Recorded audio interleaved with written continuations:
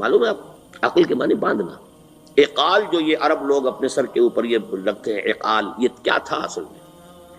یہ عرب بدو جب ہوتا تھا، بدو وہ اپنے سر پر ایک رسی باندھ لیتا تھا کہ جہاں کہیں وہ اونٹ سے اترے گا وہ رسی اپنے سر پر سے کھولے گا اور اونٹ کا گھٹنا اس سے باندھ دے گا. ایک گھٹنا باندھ دیتا تھا تاکہ اب یہ اونٹ دوڑنے کے قابل نہیں رہا.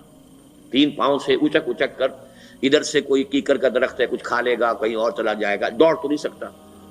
اس رسی کو وہ اقال کہتے تھے. اب جب اس نے پھر چلنا ہے، سفر شروع کرنا ہے، وہ رسی اونٹ کے گھٹنے پر سے کھولی اور اپنے سر پر باندھ لی. یہ اقال تھا جو اب یہ سنہری اقال باندھے پھرتے ہیں بادشاہ لوگ. اسی لیے حدیث آتی ہے کہ ایک بدو، ایک عرب باہر سے آئے، اونٹنی کو انہوں نے بغیر باندھے، وہ مسجد نبوی سے باہر حضور نے دیکھا کہ وہ اونٹنی کو انہوں نے باندھا نہیں، اس کا گھٹنا، اور وہ چلے آئے.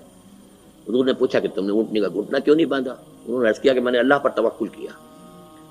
تو حضور نے فرمایا یہ غلط ہے، اعقلھا ثم توکل، پہلے اس کو باندھ دو پھر توکل کرو. اسباب اور وسائل و ذرائع کا استعمال یہ تم پر لازم ہے، لیکن توکل اس پر نہ کرو، توکل اللہ پر.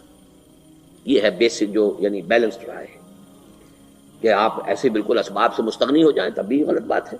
آپ you do what ever you can do, لیکن یہ کہ اس کے بعد یہ نہ سمجھو کہ میرے اس کرنے سے کچھ ہو جائے گا، یہ میرے وسائل اور ذرائع سے کوئی نتائج نکل آئیں گے، نتیجہ اللہ کے حق میں. تو اعقلھا ثم توکل، یہ اعقل عقل کے معنی باندھنا، پہلے باندھو اس کو. تو اگر چلنے میں تو عقل کو ایک طرف رکھ دو. بے خطر کود پڑا آتش نمرود میں عشق، عقل ہے محو تماشائے لبے بام ابھی. عقل تو نہیں اجازت دے سکتی تھی حضرت ابراہیم کو کہ کود جاؤ آگ میں.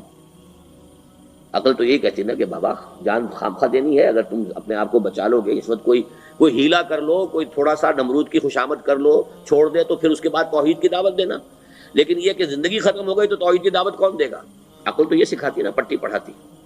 لیکن بے خطر کود پڑا آتش نمرود میں عشق، عقل ہے محو تماشائے لبے بام ابھی.